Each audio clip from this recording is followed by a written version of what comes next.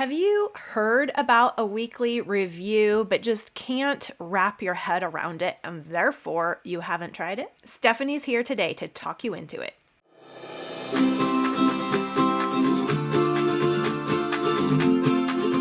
Welcome to the Simplified Organization Podcast, 15-minute conversations with real moms about managing our homes and family life cheerfully to the glory of God.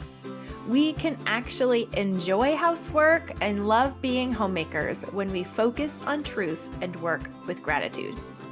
I'm Mystie Winckler. I'm a homeschooling mom of 5 living in Idaho with my husband of 22 years and the 3 kids still left at home.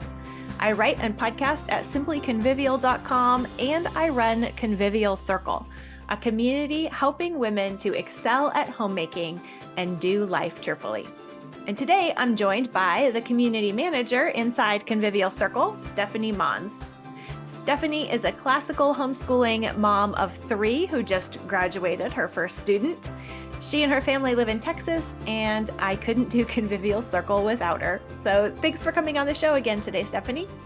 Thanks for having me. All right, so I wanted to talk about weekly reviews because it is one of those key practices that we all find, like if the weekly review is happening, even if it's short, that's what it takes to be prepared and just kind of wrap our heads around our real life. And you help all the women inside Convivial Circle learn the practices that we encourage and troubleshoot what is and isn't working. So what would you say you've seen as the biggest struggle for women trying to start a weekly review habit? The biggest struggle is, well, it's probably 2. One is finding the time. That's always going to be finding the time or finding the right time. But once you have committed to doing it, right, the next biggest problem is that they fear they're not doing it right, right? Should I be doing this? I'm not sure.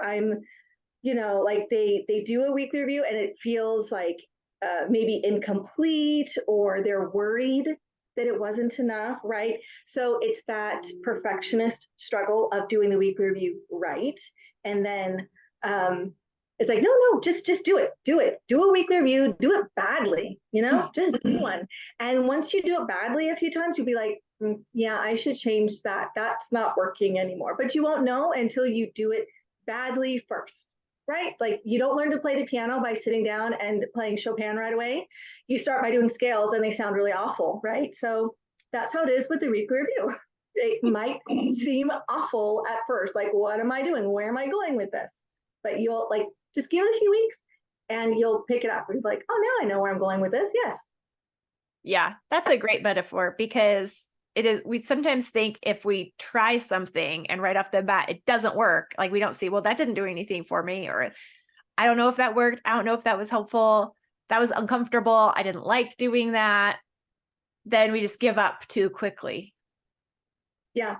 When I first started doing it, you said the word the word you used was Lynch Pin. This is the Lynch Pin of the system. And I said, all right, Mystie says it's the Lynch Pin. I'm going to do it. And I just started doing it. I'm like, my life was in such chaos. I'm like, I'll do whatever this woman says. And she says this is the thing. So I started doing my weekly review, and it was, a little confusing at first. I couldn't wrap my head around what I needed to do and what it even meant at the time as I was doing it. It was mostly going through the motions at first. And then after I did it a few weeks, then I could see well, because I've done this, now I understand how that helped me. But it's like, you don't see it at first. At first, you just feel like I just did these things and I don't know how that was supposed to help me necessarily. So I stuck with it for a few weeks, and then I was like, oh, now this is perfect. And I just kept going and I never stopped. So that's been years and years ago. And what would you say now, after all of that, you think are the best tips for when you're doing it? Okay, so one of my best tips is to have a procedure list. Literally a list. I have a list and it gets printed out on the back of my weekly dashboard so I can go through and check things off. And sometimes I go out of order, but the point is that I know what I'm supposed to be doing. And if I get distracted, or like I said, if I go out of order, it's still there of this is what I need to do. Or I can even just evaluate, you know what, this week I don't actually need to do that. Nothing changed here, right? I could cross something off. So it's not like I have to do every single thing, but it's like, this is a reminder of these important things you should be doing as part of your weekly review. And then I feel like it's complete instead of me thinking, well, did I do everything? I don't know. So I have a list that I just go through every week. And, if you have little check boxes, you can check it off. It feels so much better when you can check off a little box. So I highly recommend check boxes on procedure lists. And so you're still using your checklist for the weekly review now. Oh yeah. Yes. I do generally go out of order. And I thought to myself, I really should change this, but it makes sense theoretically to do it in the order I listed, but I almost always start with the meal planning instead. Which is near the bottom because I'm supposed to look at the coming week first. So sometimes I'm like, oh, oops, and I have to go back and like adjust what I've done for my meal planning a little bit. But I don't know, the meal planning is the most important thing that I have to get done, which is why a lot of weeks I'm like, you know what, I just need to get started because I'm feeling, behind. So I'll start with the meal planning. If I have a grocery list ready and I know we have food for the week, then I'll feel so much better. And if I have to go back and adjust it, then so be it. But otherwise, it's like, yep, I still go through and I do all, or most, not all the time, but it's like, do all the things on the list. Okay, how did last week go? Okay, adjust these things on your dashboard and things like that. So yeah, still use it. Awesome. I think we, underestimate those procedure lists for sure. So other tips? So I would say to recognize what the weekly review is doing for you in this season. I know it sounds like really wordy, but so one of the things we talk about in convivial circles sometimes is plotters versus project people. Right. And so I'm definitely a plotter, right? But I still do my weekly review, even though a lot of times, especially like within an interval, it's like, I'm just doing the same thing, right? But it's important to recognize this is a season of doing the same thing. These are the important things to be doing. It's a homeschooling season, right? Or it's a holiday season, and these are the certain things we have to do now for this project time, right? So to recognize this is the energy I'm going to have to give towards, my life for this week, and to recognize the important things and that the seasons sometimes change for what you need in your weekly review. So to recognize that the weekly review will show you what your life is about. Like when you're doing the weekly review, it's like, you try to make your life be a certain way, and the weekly review says, you know what, actually, you're supposed to be doing this. It's week 3 of school. It's time to buckle down, right? Or the holidays are coming. Did you forget? No, you're not going to forget because the weekly review is having you, review your calendar and look a few weeks out so you can see, this is the direction that my life is going, and I need to get on board with it, right? Right. Not make up the life that I wish I had. Right. And it's not to say that we can't, put in extra things sometimes, but as homeschooling moms, most of us, and as moms, pretty much most of us here with you, Mystie, it's like, yeah, our lives are driven by seasons that are not our own, right? They're driven by school schedules, they're driven by holidays, birthdays, kids growing, nap schedules, and things like that. And to recognize that that's okay, right? That's the life God is sending me. These are my vocations to accept and live into joyfully. And I think the weekly review helps us to recognize that it's okay to do those things. Yeah. Okay. I bet you have more than 2 tips. I do. I have a third tip. But this one is obvious. It's to do the weekly review. Like, just do it, right? Like you think to yourself, I don't have enough time, or I'm not going to be doing it right. I'm not going to be doing it perfectly. I'm just going to give up, right? My slot for it didn't work out, right? I'm supposed to do it while the kids are at soccer practice on Friday nights or whatever, right? And I didn't get to it because, that other soccer mom was talking to me or whatever excuses we have. It's like, you know what? Just sit down and do it. Find some alternate times. Find a super quick, list of like the things I really, really, really need to do are, review what happened last week, look at the calendar coming up, and then, make some adjustments on some lists, like a grocery list or a to-do list, and that's it, right? Those are the 3 basics. Look back, look ahead, okay, adjust where I'm at, And then that's it. We can do all sorts of other cool things as part of our weekly review if we want to. Like I do a bunch of meal planning, obviously. I know other ladies get their like homeschooling stuff more in a row. Like, okay, I need to get these books from the library, or other people might be involved in church ministries. It's like, these are things that are coming up for that. And so it's like, you know what? You can just do the basic one, or you can just get started, even though you don't know what you're doing. You don't know where this is going.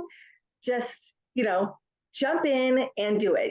We have, the daily card that we talk a lot about too. And the nice thing about the daily card is that it gets traction really fast because you do it every day. And so you realize where it's going, right? Pretty fast. In a few days, you're like, oh, now I see what I've been doing wrong here, or what I should be doing next. And so sometimes it feels a little bit harder to get that traction with the weekly review because it might take a month, like weeks of weekly reviews before you feel like, oh, I just had a light bulb moment. But it's like, just keep going. Just do it imperfectly, and just keep going and iterate forward. Yes. Yeah. And I think sometimes we can easily fixate on thinking, well, I have to find the perfect time for it. And then if it doesn't happen in that time, it's just not going to happen. Or even if it usually happens in that time, like you said, and this week it just didn't. Like plan B time, even plan B weekly review, the short version, not even if you already have it in place or you have that list printed out, you don't have to do everything on the list for it to count. It doesn't have to be at the right time for it to count. You just, even if it's like Monday morning, it's still a weekly review and it's still helpful. Yeah. I mean, it's kind of like brushing your teeth. Like we've all had those mornings where it's like, you're supposed to wake up and brush your teeth, or maybe eat breakfast and then brush your teeth. And we've all had those mornings where somehow we've gotten to noon and we're like, I didn't brush my teeth yet this morning. Something happened. So there was a dirty diaper. Somebody threw up. Something happened. And what do? We all brush our teeth at noon, right? Like we're still going to do it. So it's like, you know what? It doesn't matter if things get in the way of the weekly review. You can still do it anytime. Yeah. Thank you so much, Stefani, for coming on. This has been super helpful, and I hope super encouraging for everyone to just try it. Just try the weekly review. It really will make a big difference. Thank you. And that's it for this episode of the Simplified Organization podcast. A weekly review really is the Lynch Pin baby step that you need to combat open loops and overwhelm in your life. A weekly review might not seem like a baby step because it can feel vague and mysterious, and maybe you're not ever sure that you're doing it right. That's why I have the Mom's Weekly Review Masterclass. All members of Convivial Circle have anytime access to this 5-week masterclass, but we'll be working on it together with extra accountability starting December 1st. Having a weekly review in place is a great way to begin the new year. So do the Mom's Weekly Review Masterclass with us in December by enrolling in Convivial Circle, our private community. Go to simplyconvivial.com and click the green enroll button to get started today. Or you can register just for the masterclass alone by going to simplyconvivial.com/review. That's simplyconvivial.com/review. And every weekly review should help you repent, rejoice, repeat.